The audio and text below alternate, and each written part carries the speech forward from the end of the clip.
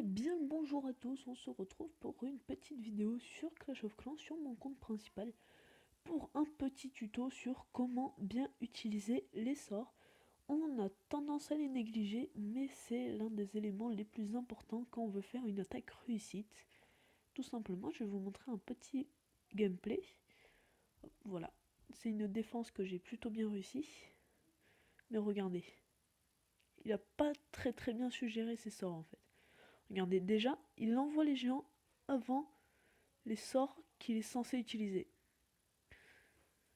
Donc normalement, il aurait dû envoyer les sorts de tremblement avant.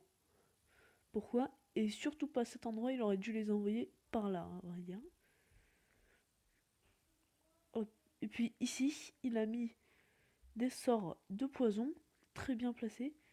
Enfin, oui et non, vu qu'ils étaient pas très haut level. Mais assez bien placés.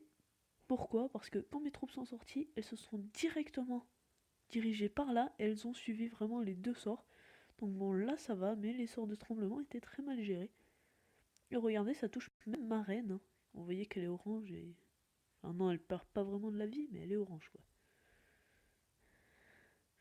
Hop, on continue, donc bon, regardez, hein, il se fait vraiment allumer, du coup. Regardez, boum. Hop, ces géants n'ont plus de vie. C'est l'intérêt d'avoir des sorts de soins avec les géants. Regardez, il m'a cassé 3 canons. Vite fait piller un peu là.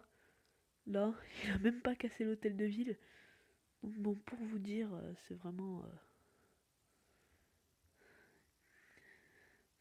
c'est vraiment pathétique, hein. Ça c'est clair. Donc bon, hop, attendez, petite ellipse. Et recétrer la petite ellipse, voilà. Donc bon, désolé, hein, mais petite ellipse de l'importance de l'extrême. Hop là, non, je récolte vite fait mes ressources. Donc bon, vous avez vu qu'il a pas très bien géré. Mais petit conseil, si vous faites du barbare archer, allez voir ma vidéo où j'ai expliqué le barbare archer. Utilisez ces sorts là, parce que j'avais pas utilisé les sorts. Faites cette combinaison de deux sorts là avec un sort non, de speed si vous avez, mais sinon un sort de kill, c'est le plus important.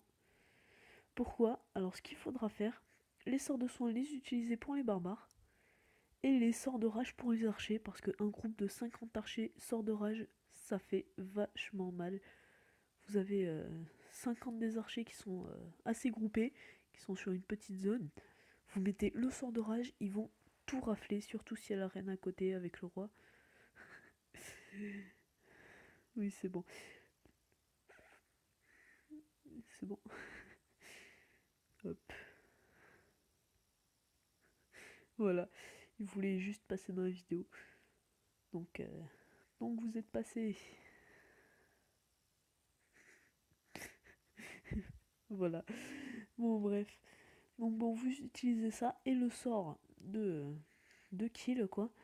Au cas où, vraiment, il y a des adversaires dans le château de clan.